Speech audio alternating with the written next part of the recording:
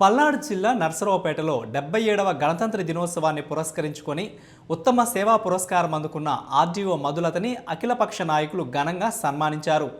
జిల్లా కలెక్టర్ చేతుల మీదుగా పురస్కారం అందుకున్న సందర్భంగా ఆమె సేవలను కొనియాడుతూ ఈ సన్మాన కార్యక్రమం నిర్వహించారు.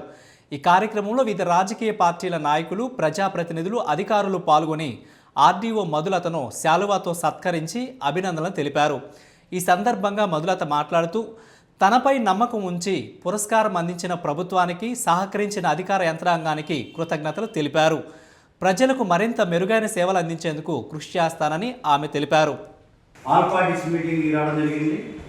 ఆ పార్టీ మీటింగ్లో ఆల్ పార్టీస్ కూడా మేడం గారు చేసి మంచి మంచి కార్యక్రమాలు చూసి ఎంతో మెచ్చుకొని ఆల్ పార్టీస్ నాయకులు ఉత్తమ పురస్కార అవార్డు మేడం గారి కలెక్టర్ గారి చేతులుగా రావడంతో ఎంతో ఆనందించి వారికి మా సత్కారంగా చాలా సక్సెస్ జరిగింది.